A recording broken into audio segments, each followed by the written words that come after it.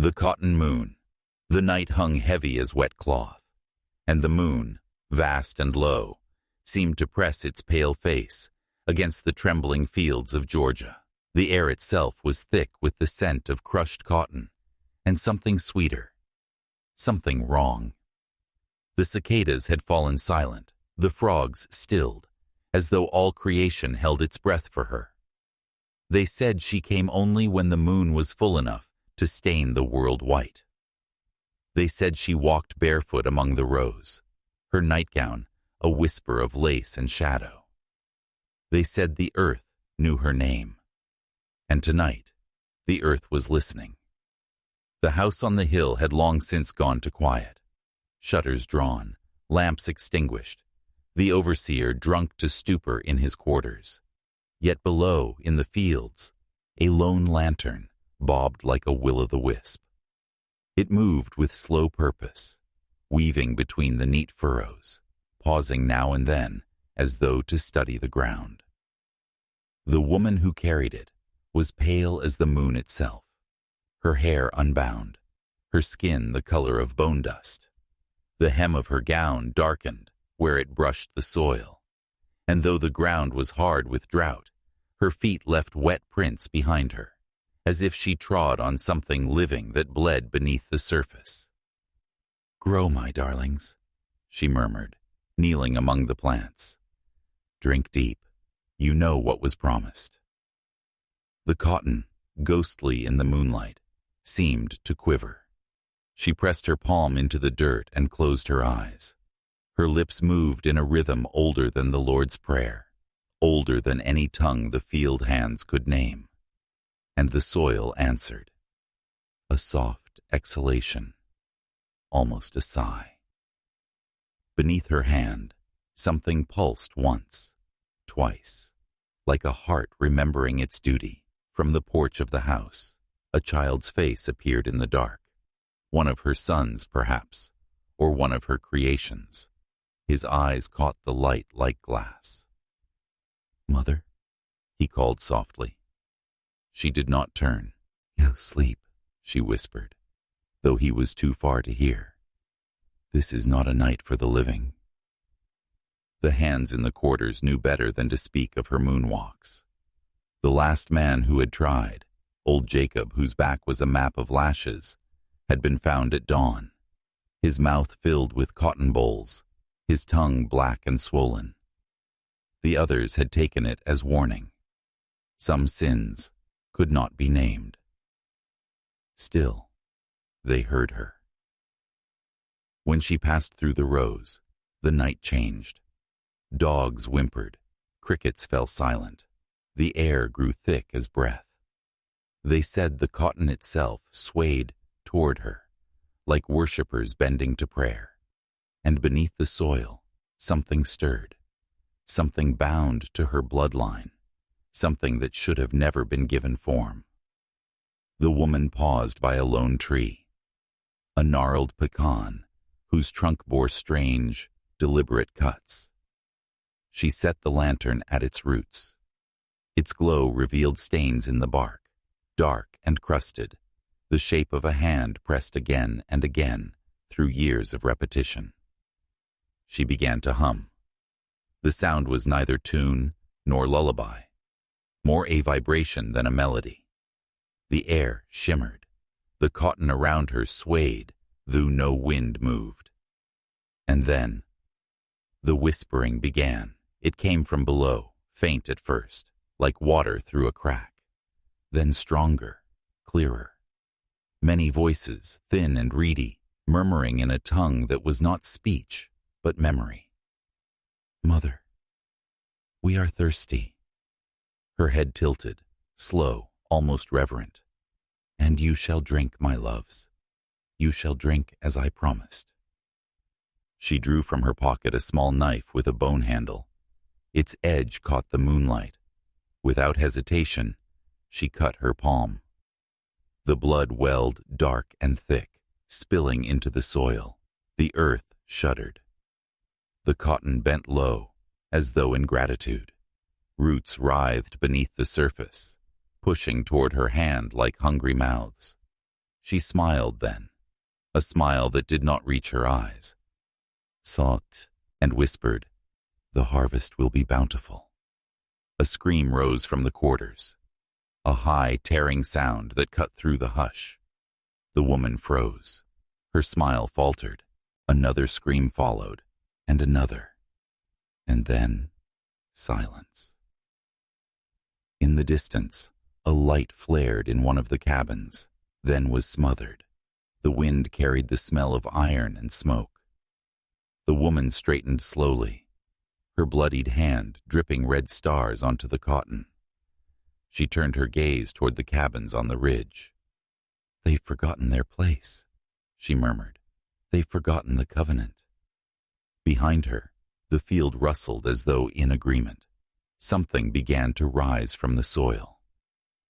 At first it was only the faint shape of a shadow. Then the suggestion of limbs, slick and pale, pushing upward through the earth. The woman did not flinch. She only watched, her expression tender, maternal. "Come forth," she whispered. "Come, my faithful." The thing that emerged had no eyes, no breath, but it turned its head toward her like a child, awaiting instruction. The lantern flickered, the air filled with the wet, sweet smell of rot and roses. "Find the disobedient," she said softly. "Remind them, whose blood feeds their bread." The creature turned toward the cabins, dragging itself forward, leaving a furrow behind it that steamed under the moonlight. The woman lifted her hand once more to the cotton, letting her blood drip freely now. The plants shivered and whispered, their leaves trembling as if with joy. In the distance, another scream. Shorter, wet, then silence again. The lantern dimmed. The fields seemed to breathe. When she finally turned back toward the house, the moon had begun to sink, swollen and red as a cauterized wound. The white fields glowed faintly, quivering with unseen motion, as though the roots themselves were twisting beneath the skin of the earth. She paused at the edge of the rows and whispered to no one, "It is enough for tonight." But as she walked away, barefoot and slow, the cotton behind her kept moving, a low, restless stirring that would not still, even when the sun rose. And by dawn, when the hands came trembling from their quarters, something had changed. The cotton had grown taller. The soil was damp, dark, and warm to the touch. And beneath the plants, where her footprints had been, the ground softly cried, like something being born. 2. The Ledger of Flesh. The bureau was said to sigh when opened, as if the wood itself remembered what it held. It stood in the mistress's room beneath the grand staircase, an ancient, high-backed piece of mahogany that glowed like old blood in the candlelight. The brass key never left her neck. Some swore she slept with it in her mouth to keep it warm, to keep it loyal. Others whispered she'd long ago swallowed one key and forged another, leaving the first to rust inside her belly. No one touched the bureau. No one dared. Yet the sound of its hinges, soft, sorrowful, unmistakable, could often be heard after midnight. On the night of the cotton moon's waning, the house lay swathed in a hush, thick enough to strangle. Rain ticked against the window panes in nervous fits. Somewhere deep in the belly of the manor, a floorboard creaked. A slow, deliberate groan. In her chamber, the mistress sat before the bureau, with her back ramrod straight, her hair unpinned, falling like a curtain of river-black silk. A single candle guttered beside her, its flame thin and hesitant, bending toward her breath. Her hand, pale, ringed and steady, reached for the key. She whispered to it before turning it in the lock. "You remember me, don't you?" A faint click answered, then a sound. Not quite a sigh, not quite a groan. The small, exhausted sound of something that has waited too long to be touched. The drawer slid open. Inside lay the ledger, bound in soft kid leather, pale and veined like the inside of a wrist. Its corners were worn smooth from years of prayerful handling. Across the cover, a single word had been pressed into the hide with a hot brand: progeny. The mistress drew it forth as a priest might draw out a sacred text. Her fingers traced the edges with reverence, her lips moving silently. "Be still," she whispered. "Mother's come to reckon." She opened it tongue.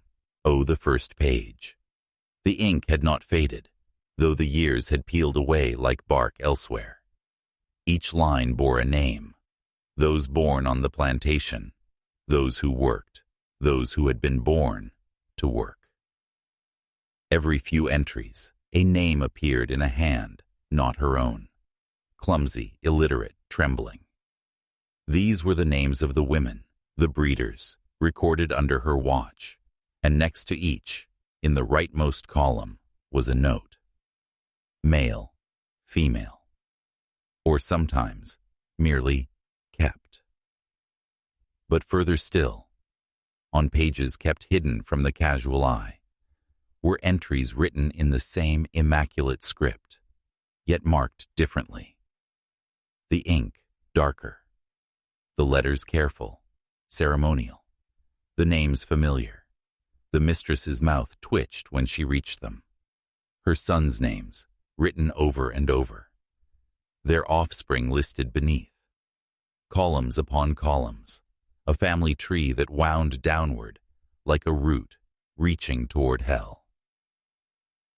Each birth date was circled in faint, rust-brown smudges. If one looked close enough, one could see how the spots bloomed outward, not like ink, but like something that had once been wet. The candlelight flickered, and a draught slithered through the room. The flame guttered blue. The mistress froze, quill hovering above the page. A whisper drifted from the open ledger, dry like paper shifting on its own. "Count us, Mother." Her eyes rose slowly, unafraid. "I do, my darlings," she said softly. "Each one, each drop of blood accounted." The whisper grew, faint but insistent, as though 100 lips brushed against her ear all at once. "You forget some." Her jaw tightened. "Never." She dipped the quill into the inkwell, though the well held no ink. What shimmered there was darker, thicker, and smelled faintly of iron. She pricked her finger with a long needle and let a single drop fall. The well accepted it greedily, rippling with quiet satisfaction. When she wrote, the words "see" came alive, literally. The letters shimmered wetly, curling like worms. Samuel, issue, male. Rachel, issue, female. Jacob, issue, lost. Lost. The word bled outward on the page, as though unwilling to be contained. The candlelight trembled. "Not lost," whispered a voice. "Not lost, only buried." The mistress pressed her hand flat against the page to silence it, but the paper was warm beneath her palm, warmer than skin should be. She leaned closer, her breath fogging the surface. Beneath the ink, faint impressions of faces swam up, blurred, ghostly, infantile. Dozens of them. The candle hissed. Her eyes narrowed, and she whispered, "Show me." The pages began to turn themselves, slow at first, then faster, fluttering as though stirred by a wind that came from within the book. The room darkened. Shadows lengthened on the walls, warping into shapes that looked like figures standing just outside the edge of the candle's reach. The mistress rose to her feet, her chair scraping against the floorboards. "Enough," she hissed, but the ledger did not obey. The voices rose now, a low murmur building to a broken chorus. Names, pleas, sobs. The air smelled of old iron and milk. The candle flared white, and there, on the last page, a new name had written itself. The ink was still wet, the handwriting uneven, trembling, childlike. Eleanor, born of mistress and son, alive, her throat constricted. "No," she said, though the word came out more like a prayer than denial. "No more." The ledger shuddered once in her hands. Then, from its center seam, something began to push outward, a shape small and soft, forcing itself through the parchment as though being born anew. A single finger, pale and slick, pressed through the page, then another, then a hand. The mistress stumbled backward, her breath sharp. The hand flexed, grasping at the air, ink dripping from its fingertips like afterbirth. The ledger fell open on the floor, its pages curling. Beneath the candle's light, the hand twitched once, twice, twice. 3. The sons that were not sons, they came into the world without crying. And that, the midwife said, was the first sin, 3 of them. All pale, all silent. Their hair the color of wheat left too long in the sun, their eyes a shade too light, like water that had forgotten how to reflect the sky. The mistress named them herself, without the Bible's counsel, Jonas, Ephraim, and Luke. She spoke their names into the air as if summoning something already waiting to be born. The plantation hands called them the White Shadows. They grew fast, too fast, their limbs outpacing their bones, their voices deep before their innocence had a chance to form. By 12, they worked alongside the overseer. By 16, they worked beneath no one at all. They obeyed only her, and she called them her blessings from the soil. The house was never quiet when the sons walked its halls. Their steps made the boards shiver. Their laughter, rare, sharp, and joyless, echoed like metal striking stone. They would gather in the study when the moon was high, their mother seated in her carved chair, the fire burning low enough to paint them all in rusted gold. No one dared interrupt those meetings, not even the butler, who once tried to serve wine and never returned. Through the crack beneath the door, light would spill, not the red-orange of firelight, but something colder, white and pulsing, like moonlight soaked in milk. Sometimes, faint sounds escaped, whispers, laughter, and on occasion, the wet syllables of something that did not sound quite human. The eldest, Jonas, bore his mother's stillness. His face was beautiful but blank, as though the act of living required conscious effort. He kept to the stables and spoke to the horses as if they were confessors. The animals feared him. Their eyes rolled white whenever he passed, and once when he brushed a mare's flank, the beast dropped. The boy's body was found the next morning, deep in the fields, his face buried in the soil, as if he'd been trying to listen to what it was saying. The sons grew taller still, their mothers pale mirrors. Their features sharpened, their voices became echoes of hers. They moved through the house like shadows with purpose, and everywhere they went, the walls seemed to exhale. The servants began to leave. First the cook, then the maid, then the carriage driver, each gone without a word, though the dogs howled the nights before their departures. By autumn, only a handful of the enslaved remained, kept to tend the fields and the house under fear of the lash, and something worse. And worse always came. On the night the rains returned, the first in a season, the mistress summoned her sons once more to the magnolia grove. Lightning shivered along the horizon. The air hung heavy with the smell of wet clay, and sweetness turned foul. "Mother," Jonas said, his voice slow, deliberate, "it's begun again." She touched his cheek, her fingers cold, her nails rimmed with earth. "It never ended, my heart," she murmured. "It only sleeps between harvests." Ephraim stood beside her, eyes glassy, skin flushed as if fevered. "I hear them," he whispered, "in the dirt." calling us." "Yes," she said. "They are ours, and we are theirs." Luke knelt, pressing his hand into the mud. "It's warm," he said softly. "They're moving." And indeed, the earth beneath them pulsed faintly, like something breathing far below. The magnolia petals began to fall, thick and heavy, landing wetly on shoulders, hair, and lips. Some stuck to their faces, pale masks against pale skin. The mistress lifted her arms to the trees. "Drink," she said. "Feed."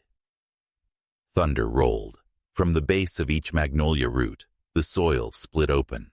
Pale hands, thin, boneless, reached up, clawing for air. The suns stood unmoved, as the dead from the earth reached toward them, grasping their legs, their wrists, their throats. But no fear showed on their faces, only devotion. The mistress smiled as the first root found her ankle, winding around her like a lover. She whispered something, not in English, not in any language still living, and the world held its breath. Then the lightning struck. When the field hands came the next morning, the grove was bare. Not a petal, not a leaf, only the smell of burnt sweetness, and in the dirt, the faint impressions of 3 bodies side by side, one larger, 2 smaller, the earth packed down as though something had sunk into it. Yet from the branches above, faint whispers still fell with the breeze, voices layered and low. "Mother says the roots are thirsty still, and if you stood long enough beneath those trees, the ground began to warm underfoot, as though welcoming you to kneel, to listen, to join." Far off, the house loomed against the gray sky, and in an upper window, 4 silhouettes stood where there should have been none. The mistress, her 3 sons, and something smaller, moving between them. A 4th figure, newly formed, swaying like it had just learned how to breathe. Before. The seed and the serpent. They said the serpent came before the child, before the cries, before the blood-soaked sheets, before the new name was spoken into the humid air. It came, coiled and patient, waiting among the linen and laurel branches, a whisper of scales against silk, a soft, living sound that made even the shadows recoil. The midwife had been the first to see it. She swore later, in a voice that shook like old wood, that it rose from the cradle as though lifted by invisible hands. A pale viper, its body glistening like fresh milk, its tongue a split flame. She ran to strike it down, but the mistress caught her wrist, mid-swing. "No," the mistress said, voice calm as a prayer. "It's a sign. The child will be blessed." And she leaned forward, her lips brushing the serpent's head as if sealing a pact. The midwife left that night and was never seen again. The cradle remained, and in it the serpent slept beside the newborn, as if guarding what the world should never see. The plantation was never the same after that. Snakes began to appear where none had been before, under floorboards, beneath sheets, among the roots of the magnolia trees, small ones mostly, pale and harmless. The hands whispered that they were her spies, the children of the serpent in the cradle. But sometimes, when the moon was new and the air too still, a larger shape slithered along the veranda, its scales catching the lamplight like oil. Those who saw it swore it was listening. The mistress walked differently now, slower, more deliberate. She kept her hand over her stomach even after the birth, as though something within still moved, still fed. She had taken to speaking to herself in the garden, her words low and rhythmic, the language soft but wrong, syllables that crawled down the spine like cold fingers. The sons watched her from a distance, Jonas most of all, She wasn't sleep anymore, he murmured to Ephraim one dusk. She waits. For what? Ephraim asked. Jonas turned his gaze toward the house, where the curtains fluttered, though the windows were shut. For something to hatch. Inside the nursery, the air never cooled. The windows were sealed and the curtains drawn, but the heat lingered as though the room had swallowed the sun. The cradle still sat in the center, a simple thing, carved from pecan wood and lined with lace. But now it rocked on its own, slow and steady, even when the air was still. The new nursemaid, a girl barely 16, was told not to ask questions, but she could not help noticing the marks along the floorboards, thin, winding trails of soot that began at the cradle and led toward the walls. Sometimes, when she cleaned, she would hear a soft hiss behind her, low and wet, like a whisper pressed too close to the ear. And at night, she swore she heard the baby laughing. Not a human laugh, not a child's gurgle, but something stretched and echoing, like the rustle of leaves caught in a throat. When she tried to leave the plantation, they found her at dawn by the gate. Her eyes wide, her skin gray, her lips stained with something dark. Her body bore no wound, but her mouth was full of tiny white eggs. The mistress took the death as an omen. She was unclean, she told her sons. The house rejects those who do not understand its gifts. Mother, Luke whispered, what gifts? She smiled, that same frost-white smile she wore the night of the viper's visit. Life, my love, life where none should be. Then she took the cradle and moved it into her own chamber. The nights grew hotter. The walls began to sweat. The fields, too. The cotton stalks bending unnaturally, their roots thick as veins. Snakes coiled among them now, their scales pale as bone, their tongues flicking toward the house, as if tasting its secrets. One evening, Ephraim heard his mother singing through the door. A lullaby, but wrong. The melody stumbled, the words too slow, too wet, too reverent. He pressed his ear to the keyhole. And the seed shall strike, and the serpent shall reign. The sound of something shifting followed. A soft slither, a coo, and then a hiss that did not belong to any human throat. He opened the door. Inside, the mistress knelt beside the cradle, her hair unbound, her nightdress soaked through with sweat. The candlelight flickered, casting her shadow across the wall, a shape too large, too long, the head rising and swaying like a cobra. Mother, he said. She turned slowly, her pupils thin as blades. Hush, she breathed. You'll wake it. What have you done? Her smile widened.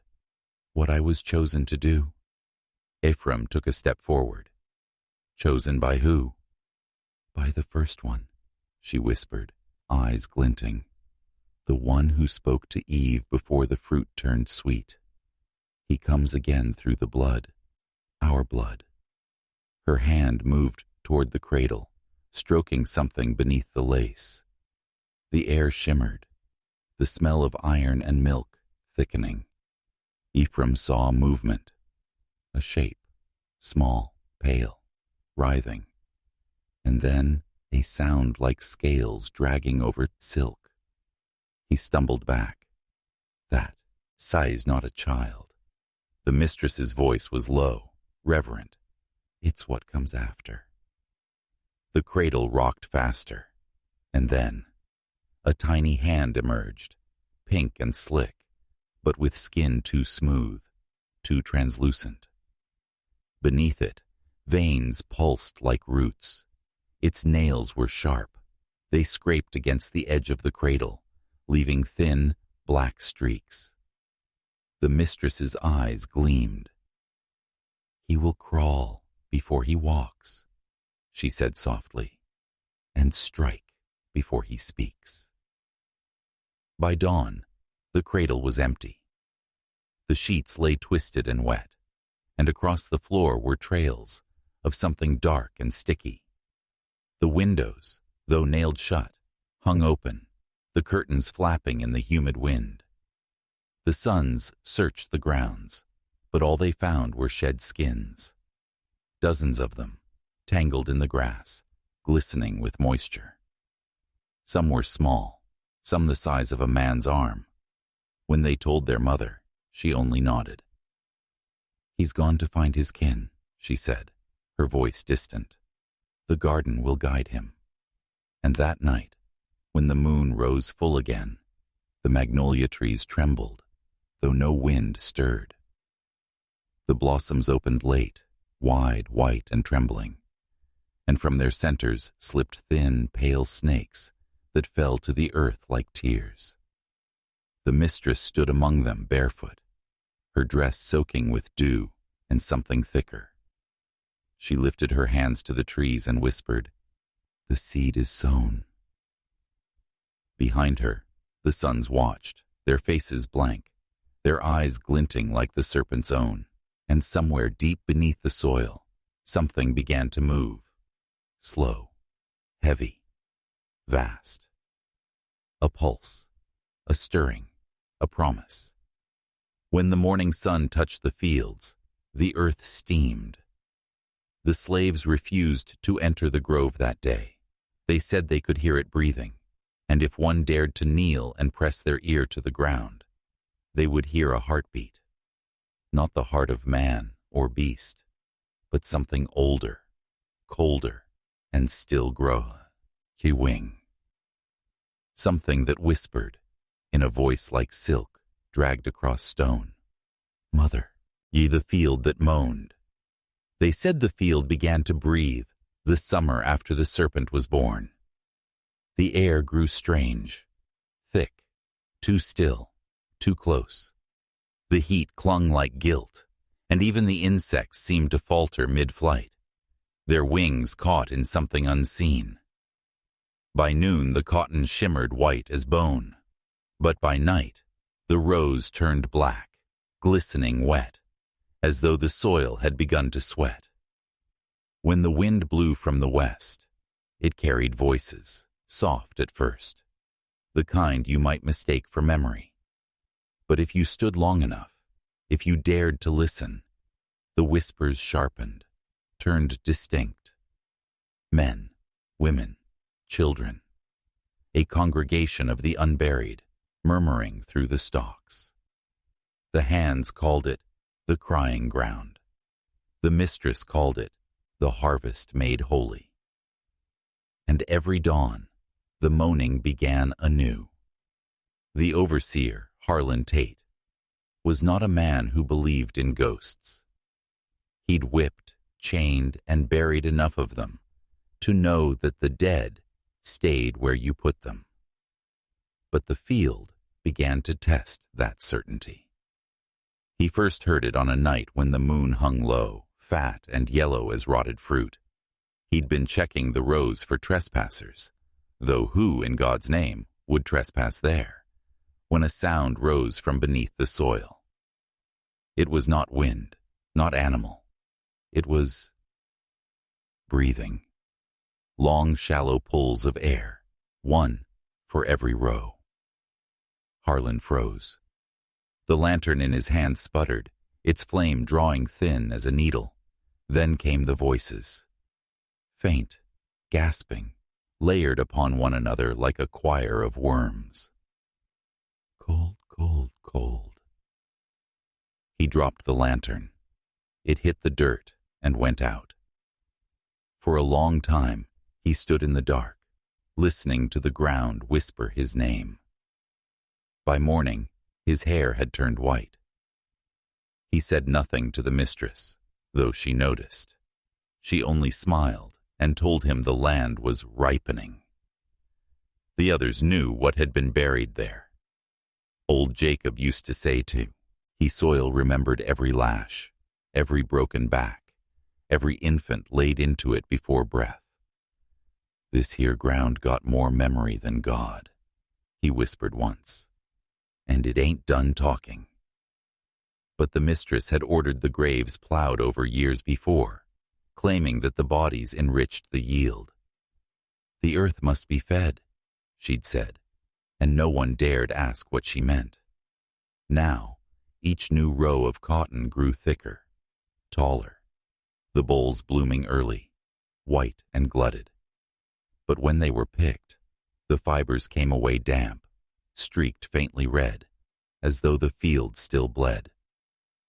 One dusk, the hands gathered at the fence line, refusing to step into the rows. A storm was coming, the kind that rolled low, thunder like growls in the belly of the earth. And the mistress herself stood at the edge, her dress the color of ash. She watched the horizon with her head tilted, listening. The wind came again, that western wind, heavy and thick.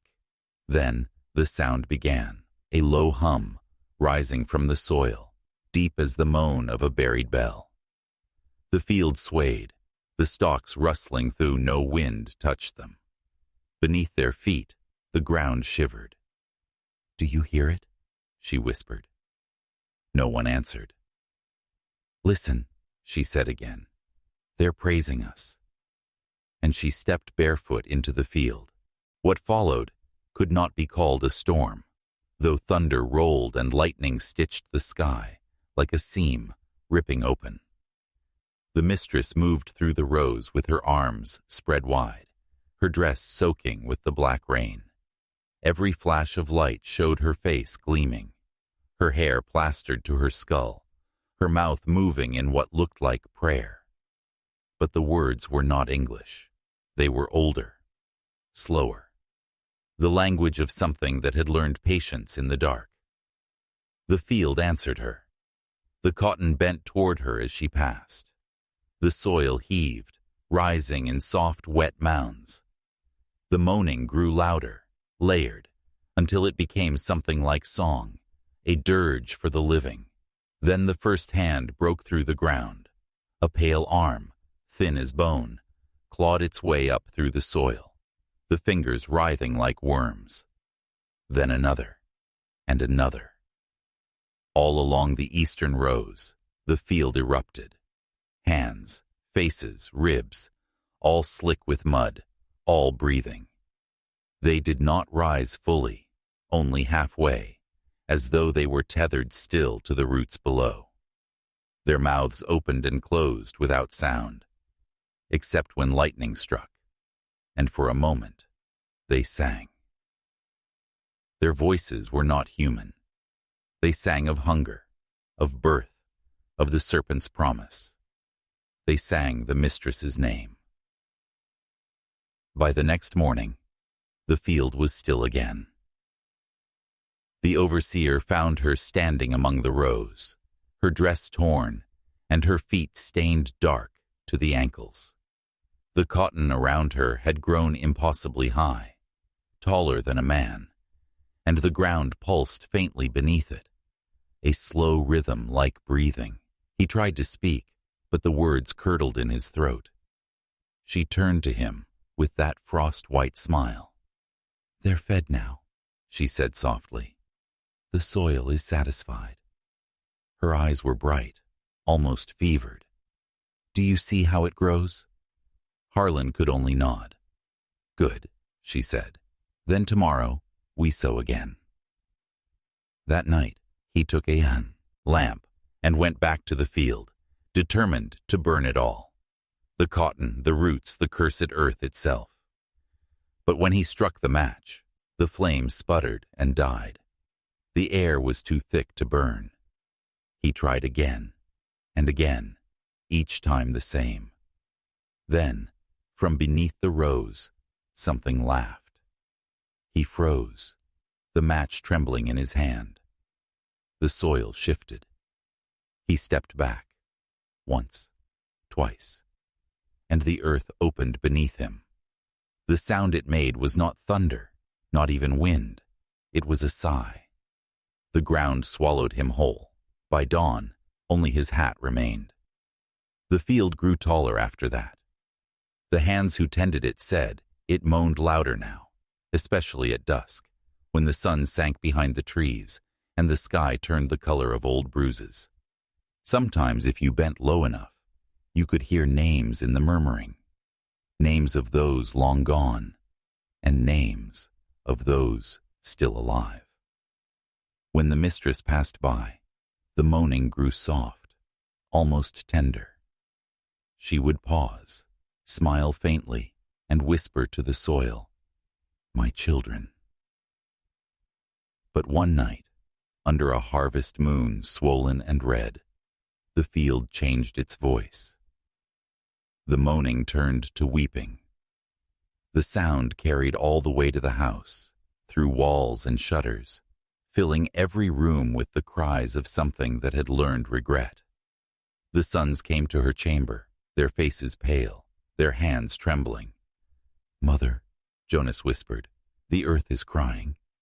She turned from the window, eyes gleaming like glass. "No," she said, "it's laboring." And from far beyond the fields, deep beneath the magnolia trees, the ground began to split. A long, low crack that glowed faintly red from within. The night birds fled screaming. The air turned sweet, sickly, unbreathable. And as the house shook and the moaning grew into a single, vast, living wail, something inside the earth began to rise, slow, deliberate, endless. The field, they said, was giving birth. And whatever was coming, it carried her name. 6. Communion in the smokehouse. By day, the smokehouse looked harmless. A squat, timbered thing crouched in the shadow of the pecan trees. By night, it breathed. Its seams glowed faintly with warmth, as if a fire still burned inside, though no wood had been stacked there in a decade. The boards were warped, blackened, and slick with old grease that never dried. Even in winter, a haze hung around it. Not smoke exactly, but a kind of vapor, faintly luminous, faintly sweet. No one went near after sundown, not even the sons, because at certain hours, that sweetness turned foul, a scent like sugar scorched to tar, undercut by the unmistakable reek of something once alive. And if you listened, truly listened, you could hear the sound of breathing inside. Slow, rhythmic, wet. The smokehouse had not held meat in years. The hooks still dangled from the rafters, rusted and pitted, swaying gently as if stirred by some internal wind. Beneath them, a table stood, its surface stained in layered tones of brown and black. No longer wood, but something cured into permanence. Once, this place had been the plantation's pride, where the hogs hung heavy after slaughter, where salt and smoke turned flesh into gold. But since the mistress took it for herself, no one had stepped past its door. She called it her chapel. And at night, when the field moaned and the house lay still, her lantern could be seen moving toward it, swaying with her step, barefoot, silent, her shadow long and thin against the dirt. It was Jonas who dared to follow her once. He had been the boldest of the sons, tall, lean, and beautiful in a way that seemed carved rather than born. But lately, he had begun to dream of the fields whispering his name, of his own face reflected in the pond, not as flesh but as something scaled and slick. That night, when the moaning from the field reached a fever pitch, he rose from his bed and went after her. The air was thick, swollen with heat, though it was near midnight. The path to the smokehouse glowed faintly, as if the dirt itself remembered fire. He saw her there, at the threshold, her lantern hanging from one hand, her other tracing symbols into the air. He could not hear her words, but he felt them, low and rhythmic, vibrating through his ribs. she entered. Jonas hesitated only a moment before creeping forward, pressing his eye to a crack between the boards. What he saw would never leave him. The smokehouse was lit only by the lantern and by the dull red glow of coals that lined the pit in the center of the floor. Above them hung not meat, but shapes, too slender, too small. The hooks held things that should not have been there. Rib cages half-grown, limbs too long, faces hidden in cloth. And at the table stood his mother. Her hands were bare to the elbows, her skin gleaming with sweat. Before her lay something wrapped in burlap, something that moved. She whispered to it softly, the same way she had whispered to the soil.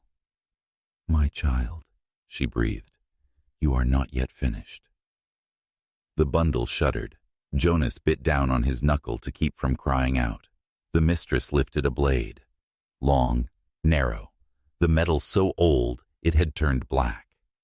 She cut the burlap open with reverence, like a priest unveiling an altar. What lay beneath was neither child nor beast, but a thing in between, slick, pale, its skin threaded with faint veins of silver. It twitched, gasping for air that was not meant for it. She smiled. "Almost," she murmured, "almost ready to serve." And then she bent down, kissed its forehead, and whispered a prayer in that same inhuman tongue. The creature stilled. The coals flared red, and the air filled with the sweet, rancid perfume of burning flesh. Jonas stumbled backward, choking on bile. The night seemed to tilt around him, the trees leaning, the stars spinning. He ran until he reached the magnolia grove, where the ground always felt too soft, too warm. There he fell to his knees, gasping, whispering to the dark. "What are we?" he asked. The trees gave no answer, but the ground did, a low hum that rose from beneath him, a pulse that matched his heartbeat. When he returned to the house, dawn was breaking. He found his brother, Silas, already awake, sitting by the window with his hands folded in his lap. "You saw," Silas said quietly, without turning. Jonas swallowed. "How did you—" Silas smiled, faint and brittle. "Because I dreamed it, brother. I dream everything she does." Jonas said nothing. The room smelled faintly of smoke and sugar.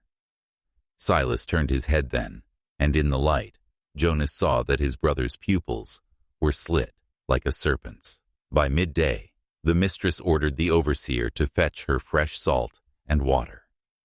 "The communion was fruitful," she said. "The next will require more." When asked what had been sanctified, she only smiled. "The flesh remembers." No one spoke of it again. But that night, when the wind turned east, the smokehouse began to whisper. Not moan, not groan, whisper. It was a woman's voice at first, soft and coaxing, like prayer. Then others joined, men, children, each voice folding into the next, until it became a sound not unlike the rustling of dry leaves. Those who lived nearest claimed they could hear words inside it. Eat, join, remember. And beneath it all, the faint sound of something chewing. Weeks later, the slaves sent to bring wood refused to go near. They said the ground around the smokehouse pulsed like a throat swallowing. One man claimed he saw footprints in the soot, small, wet, leading away from the door. Another swore the door moved, by itself, as if breathing in and out. By the third night, the windows of the big house filled with the smell of roasted sugar and rot. The mistress did not rise from her bed. Jonas and Silas went together, barefoot through the dew, down to the smokehouse. The door was ajar, and warm air rolled from within. "Mother?" Jonas called. Only the whisper answered. They stepped inside. The coals still burned, though no one had tended them. The table was empty save for a single dish, a wooden bowl filled with something dark and glistening.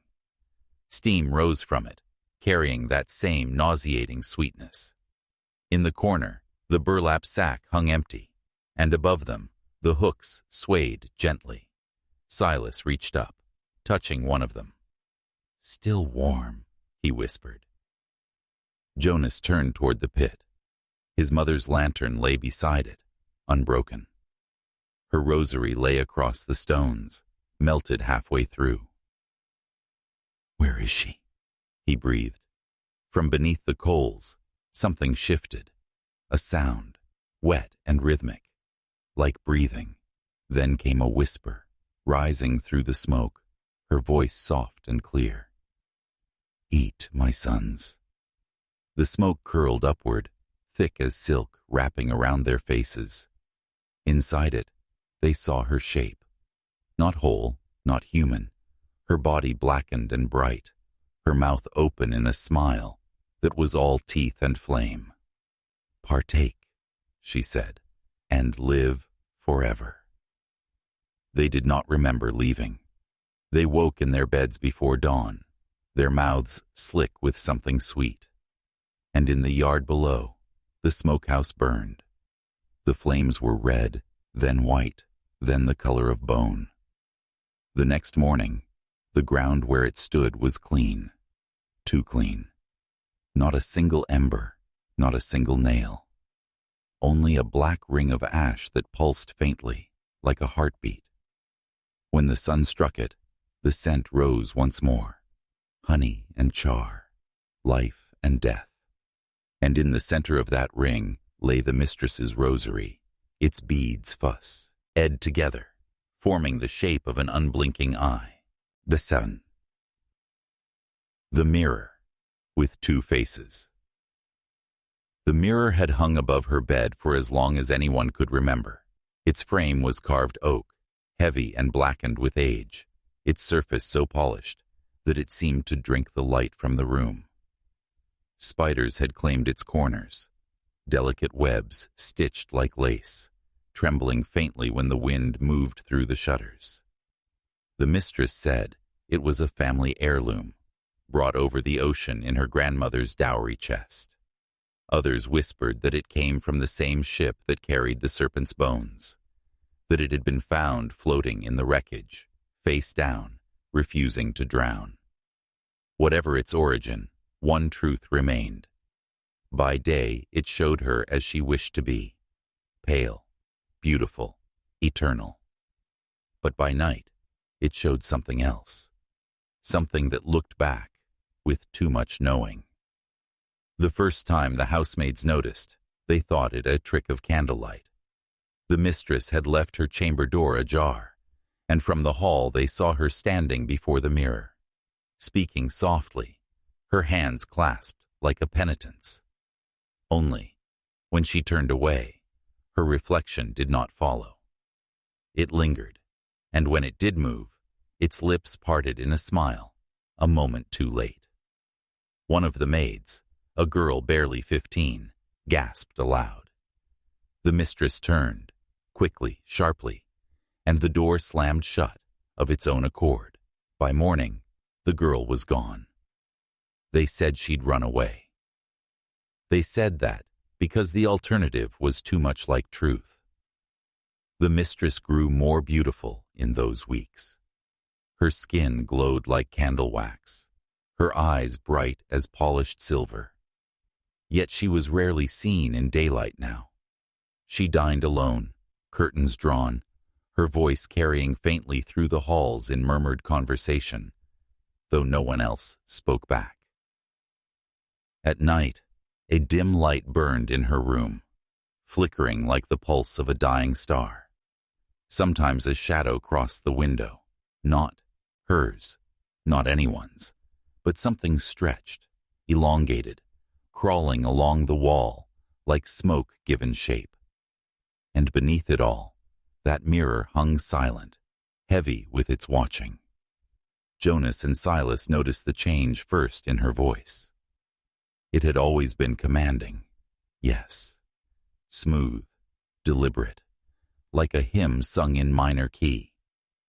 But now it wavered, echoing faintly, as though spoken through two mouths at once, one calm, one whispering, just beneath. One evening, they found her seated before the mirror in her nightgown, brushing her hair with a silver comb. "Mother," Silas said, stepping closer, "you should rest. You look—" She turned her gaze toward the glass, instead of him. "You see her too, don't you?" Jonas frowned. "See who?" "The one inside," she said softly. "She's the truer me.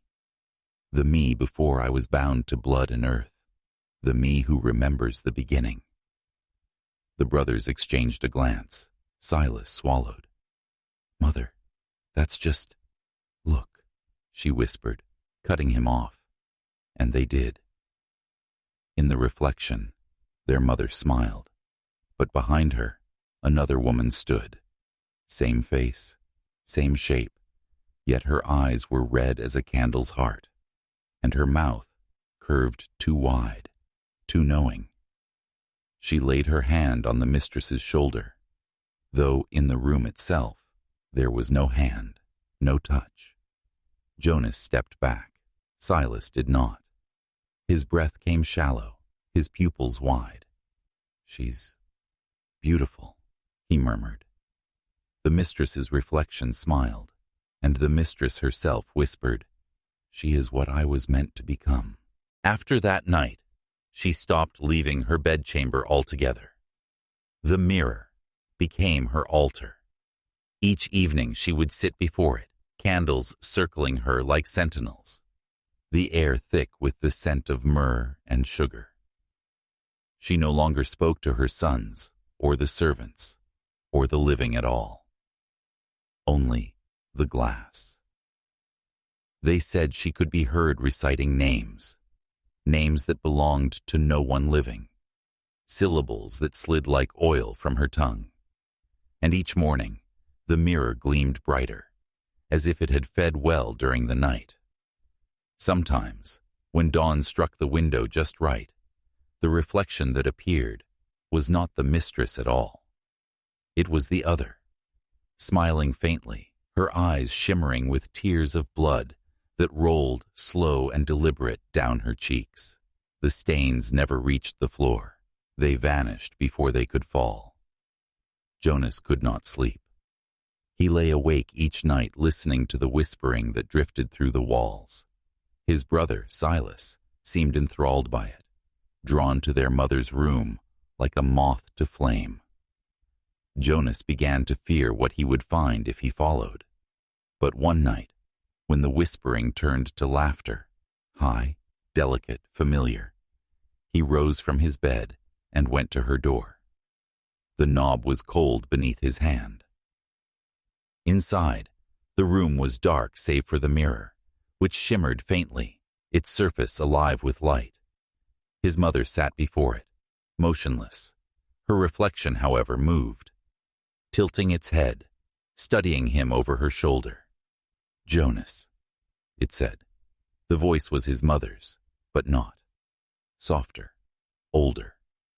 He froze. "Mother?" The woman in the chair did not respond.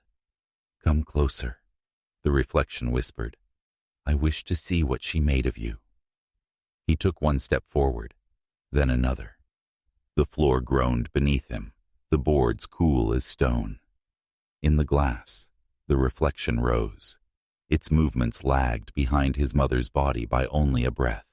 Why? It had smiled when she did not, blinked when she did not, reached when she sat perfectly still. "Touch the glass," it said. He shook his head. "No." The smile widened. "You already carry her blood. What is there left to fear?" And before he could turn away, his mother's hand shot out, not from the reflection, but from the chair, seizing his wrist with inhuman strength. Her eyes met his, and for a heartbeat, They were the same color as the mirror's silver. "Don't deny her," she whispered. "She made us all." The reflection pressed its palm to the inside of the glass. Jonas felt heat sear through his arm, up to his shoulder, to his chest, like sunlight forced through flesh. Then the mirror cracked, a fine, perfect line down the center. The mistress gasped and fell back. The reflection laughed, a sound like bells breaking underwater, before fading into the fissure. The candles went out. When morning came, the mirror was whole again. The mistress did not rise. Her face was pale as wax, faintly smiling.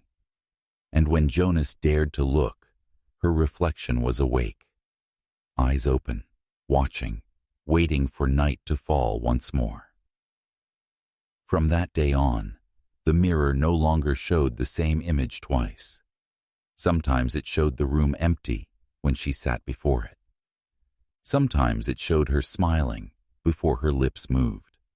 Once, it showed all three of them, the mistress, Jonas, and Silas, standing together, though in truth, Jonas had long since fled the room, and Silas stood alone. And on the seventh night, when the moon swelled full and red above the house, the reflection leaned forward. It pressed its hand once more to the glass. The pane rippled. The mistress's body in the bed shuddered, and the silver surface began to pour outward. Slow at first, then in streams, liquid mercury flooding over her hands, her face, her chest. She inhaled once, a sound like wind through each hollow wood. Then she was gone. Only the mirror remained, gleaming brighter than the moon itself. Those who looked upon it swore they saw her face inside it, smiling through a veil of blood. On.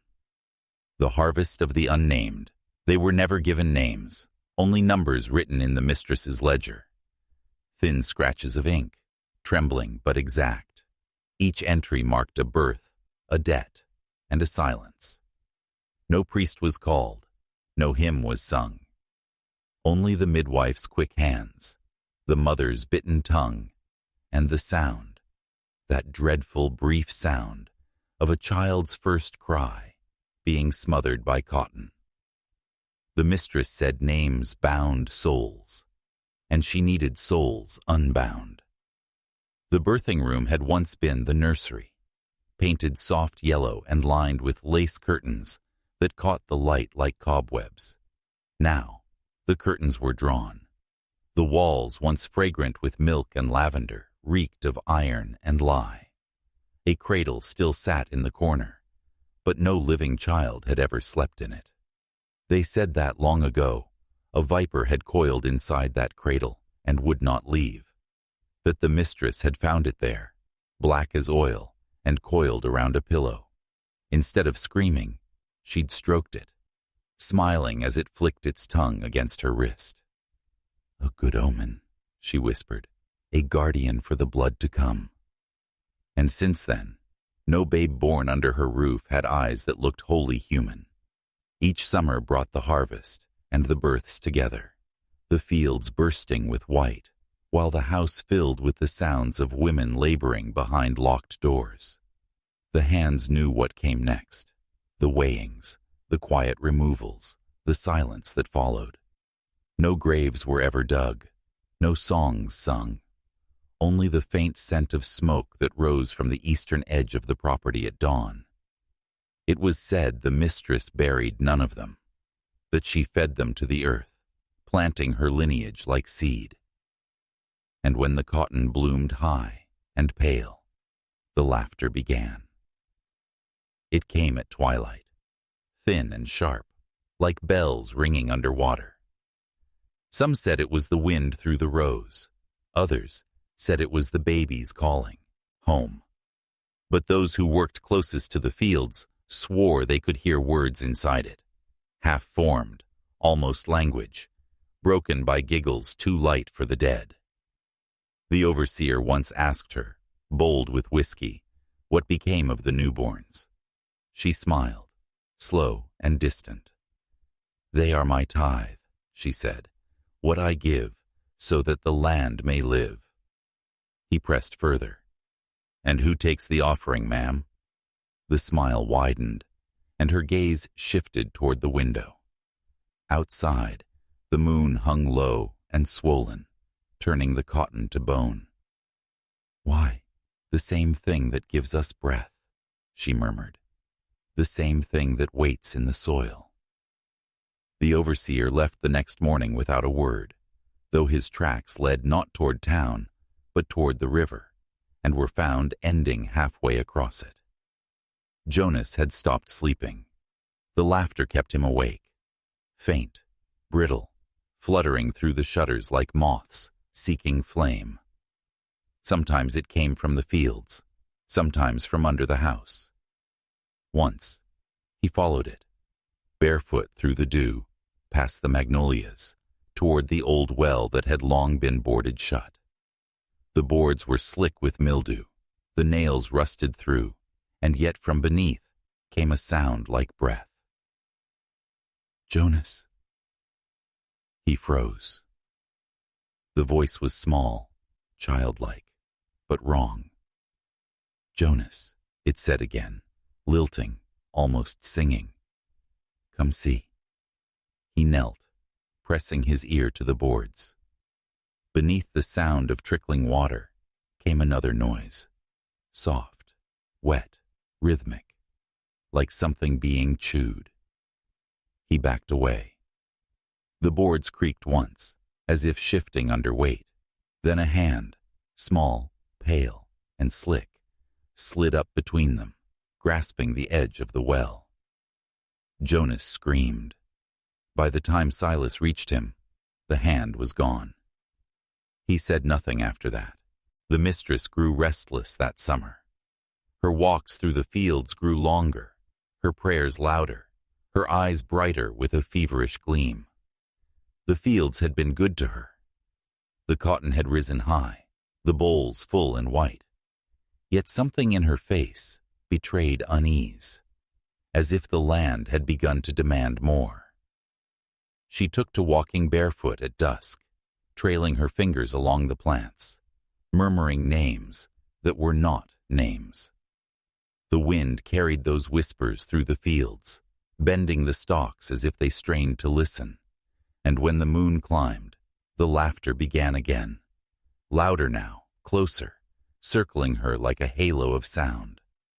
She stopped in the center of the rows, lifted her face to the sky, and whispered, "My children, my harvest." The laughter ceased. For a long moment the world was silent. Even the frogs held their tongues. Then the ground beneath her feet began to move. It started as a tremor, a soft quiver like the stirring of breath.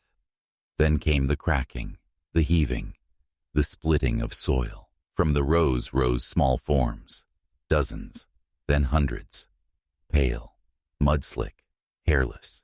They clawed their way upward, mewling softly, their mouths red as blossoms. Jonas and Silas, watching from the edge of the field, could not move. Their mother stood unmoving as the first of them reached her, pressing its face to her bare foot, nuzzling like a newborn. She knelt and gathered it into her arms, cooing softly. "My sweet," she whispered, "my perfect unnamed." The others crawled closer, clinging to her dress, her arms, her throat. Their laughter rose again, sharp and shrill, echoing across the fields. Jonas felt bile rise in his throat. "Mother, stop," he called. She looked at him, eyes wide, unblinking. "They're mine," she said, "and they've come to feed." The sky darkened without warning. The moon bled red through a veil of cloud. The children, or what it passed for children, began to melt back into the soil, dragging her with them. Her body sank slowly, as though the earth itself had softened to swallow her. Jonas ran forward, but Silas caught his arm. "Don't," he hissed. "She chose it." "Chosen?" Jonas choked. "It's killing her." Silas's expression was unreadable. "No, it's birthing her again." The last of her face disappeared beneath the soil, her mouth still curved in a smile. The ground pulsed once, twice, then stilled. Silas knelt, pressing his palm to the earth. "They're still warm," he murmured. Jonas turned away, trembling. Behind them, the cotton shivered. By dawn, the field was white as snow. Every boll had bloomed overnight. But the cotton was not pure. Between the fibers ran thin veins of red, darkening in the light. The laughter was gone. Only the wind remained, soft, steady, carrying the faint smell of milk turned sour. Jonas walked the rows alone, silent, until he reached the spot where she had vanished. There he found a single footprint pressed deep into the soil, small, delicate, rimmed in blood. He bent closer. The ground beneath it quivered, just once, like the last exhale of something dying. He whispered her name, though it burned his tongue to do so. And from far beneath the earth came a single, muffled sound, a heartbeat, followed by laughter. When night fell again, the wind rose, strong enough to shake the shutters of the house. The field shimmered in the moonlight, white, endless, alive. From somewhere within it, a voice called softly, "Come harvest."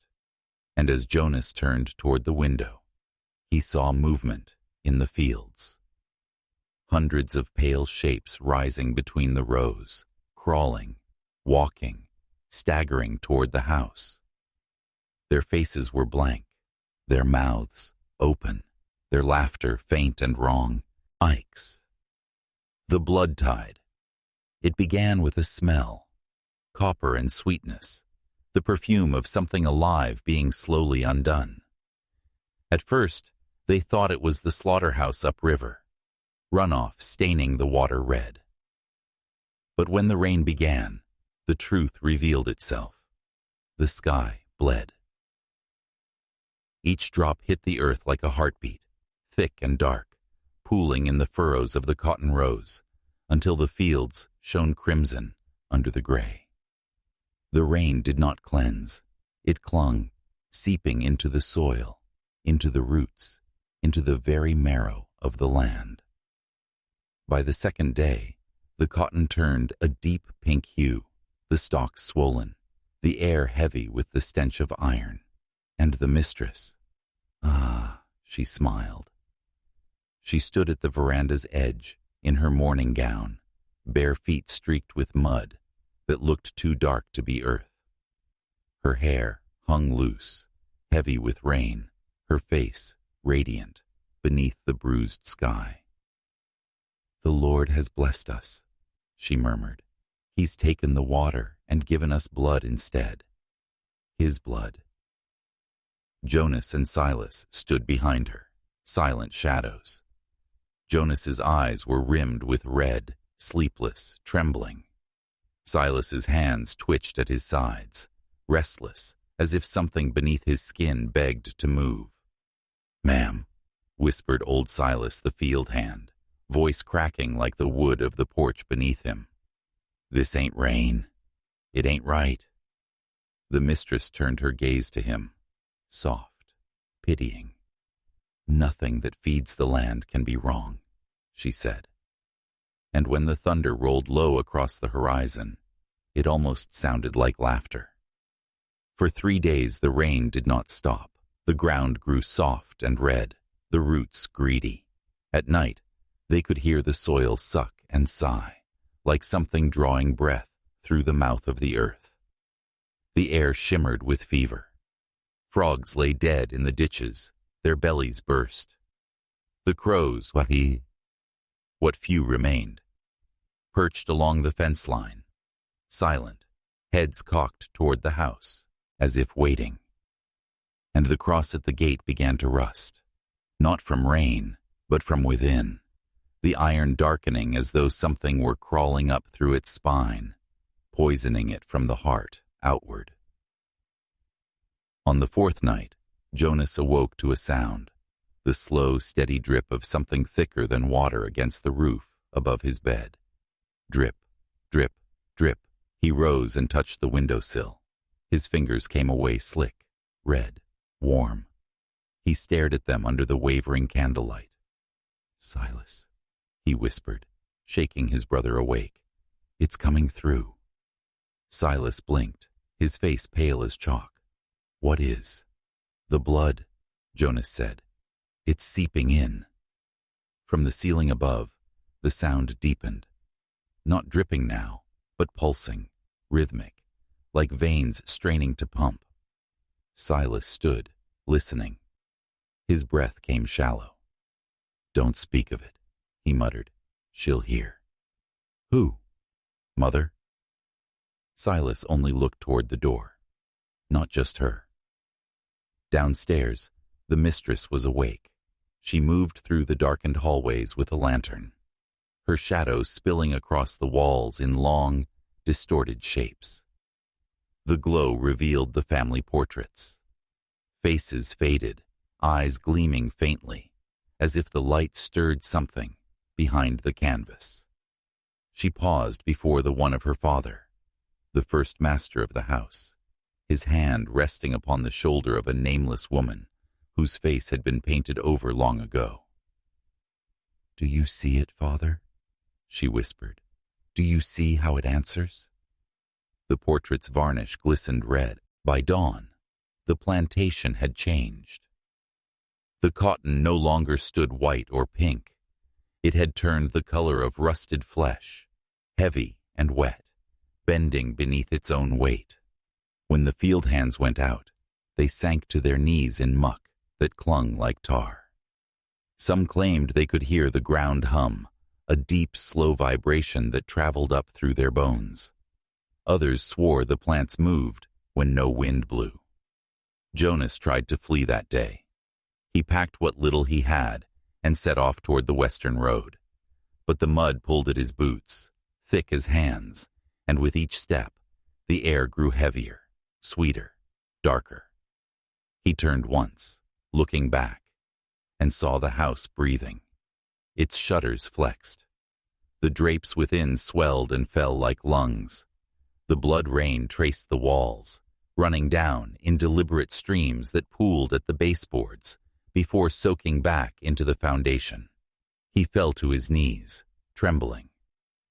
"God help us," he whispered. Behind him, something moved in the fields. It was Silas, but not Silas. He came stumbling through the rows, his shirt torn, his hands stained red to the wrist. His eyes were wide, pale, unfocused. "They're coming up," he rasped. She called them. Jonas caught him, shaking him. "Who? What's coming?" Silas's head jerked toward the house. His voice fell to a whisper. "The ones she planted." Jonas froze. From far behind them came a sound, wet, dragging, rhythmic, like the shifting of roots beneath the surface. And then, faintly, laughter. By nightfall, the rain stopped. The world was still. The fields glistened under a sickle moon, scarlet and gleaming. The mistress stood once more upon the veranda, dressed in white that had turned pink at the hem. Her bare feet left prints like wounds upon the floorboards. "My children," she called softly, "drink deep, rise." The soil began to tremble. Jonas watched from the edge of the yay, forward as the first stalks split open. From within, the pods burst pale shapes. Small, wet, pulsing. Some with limbs, some without. All writhing, all reaching toward her voice. The mistress lifted her arms, the lantern light turning her face to gold. "Blood of my blood," she intoned, "born again." Silas sank to his knees beside Jonas, whispering, "It's feeding time." The wind rose then, sudden, feral. It tore through the fields, scattering crimson droplets like shattered glass. The shapes crawled closer, dozens of them, dragging themselves toward the house, toward her. Their mouths opened, not to cry, but to breathe. The mistress stepped down into them, her gown dragging through the muck. Her hands brushed their faces, tender, reverent, and then she knelt, pressing her lips to one of their foreheads. The thing shuddered and bit. Her scream split the night, sharp as the crack of lightning.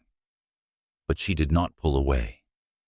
She clutched it tighter, even as its teeth sank deeper. "Yes," she whispered, "take it." The air thickened. The earth heaved. The house groaned like something alive. Jonas turned to run, but the path back to the road was gone, swallowed by red water.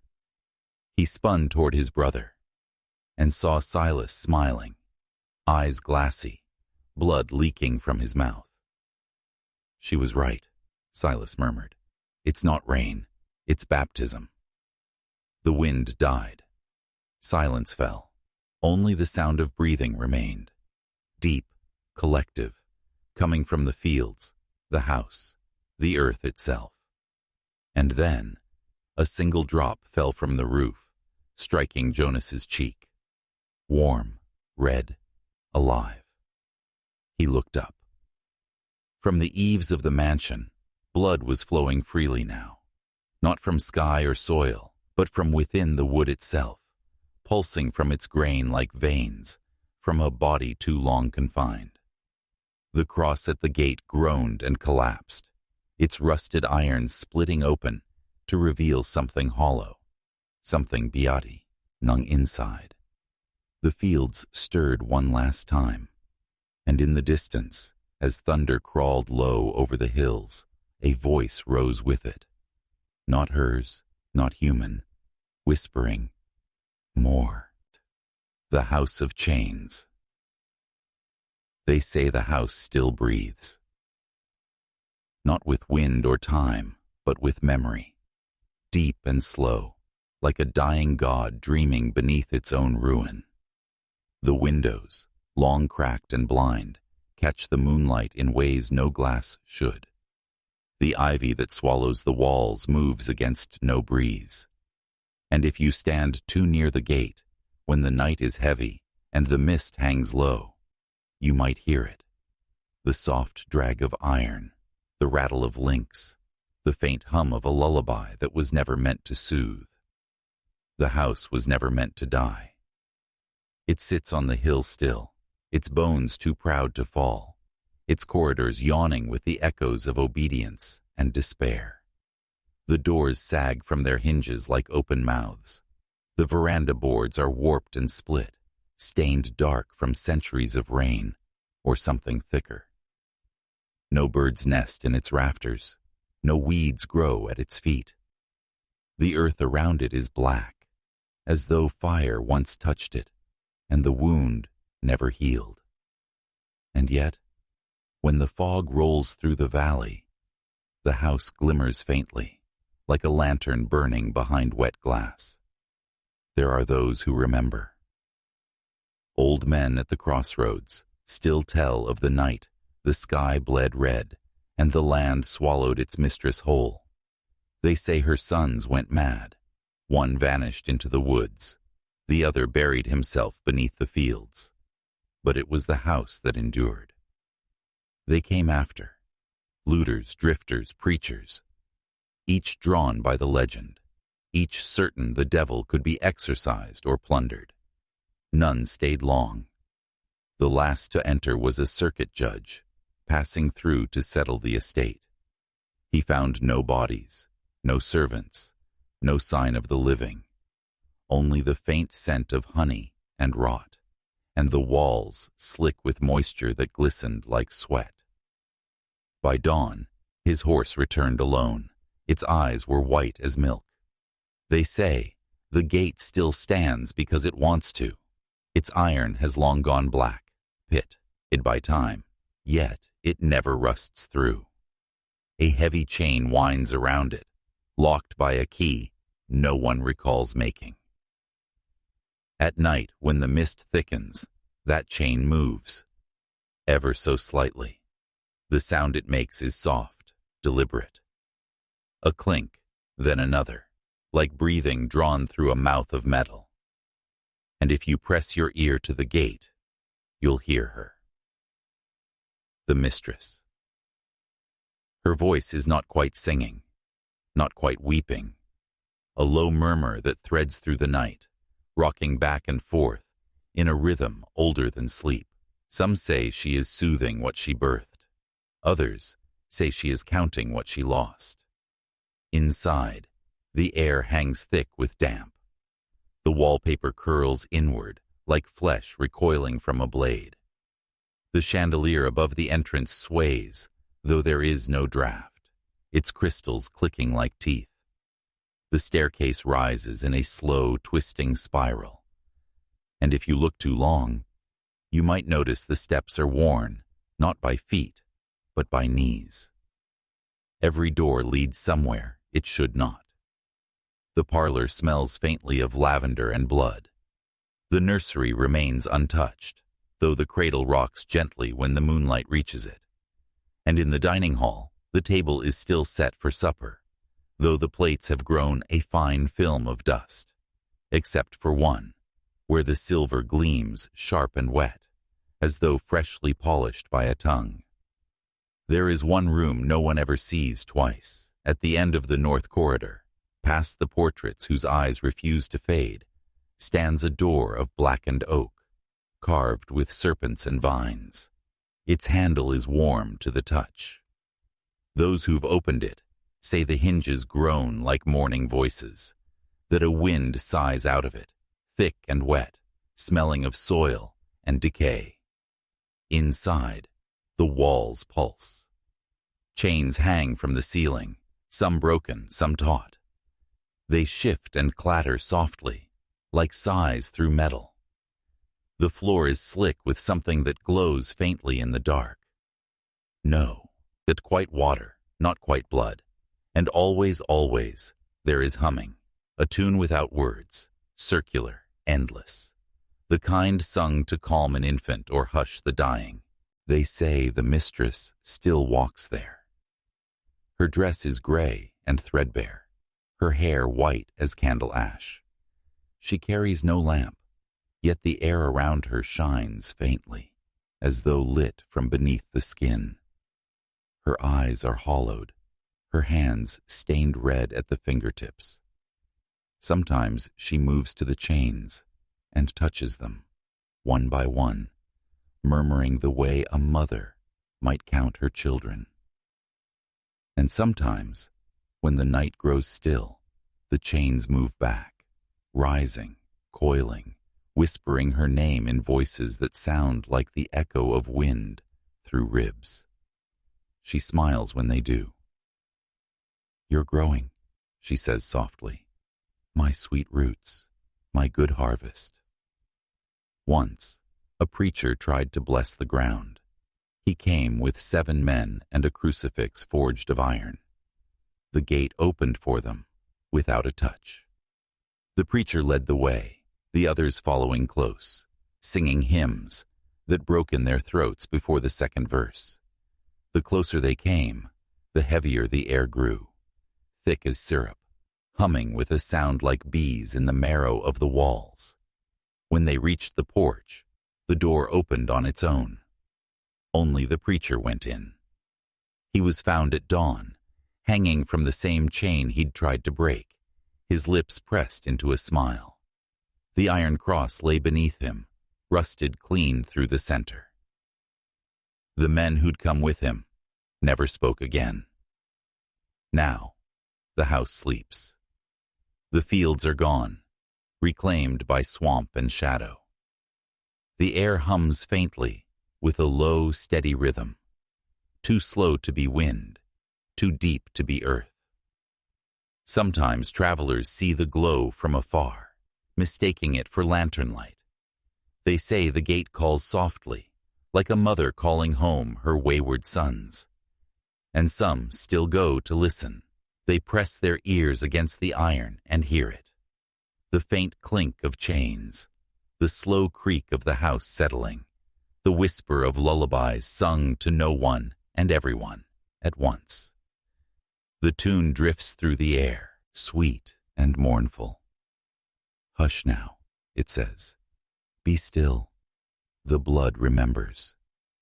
And if you listen long enough, you'll hear the sound beneath the song. Faint, wet, deliberate. A heartbeat. The house, still breathing, still waiting, still hungry. The gate groans. The chain shivers. The door creaks open just an inch, exhaling a wind that smells of wet earth and iron. Inside, something stirs. Slow, heavy, tender as the shifting of roots in the dark. Then a voice from far within the house whispers through the mist. Come home, my child. The harvest is ready.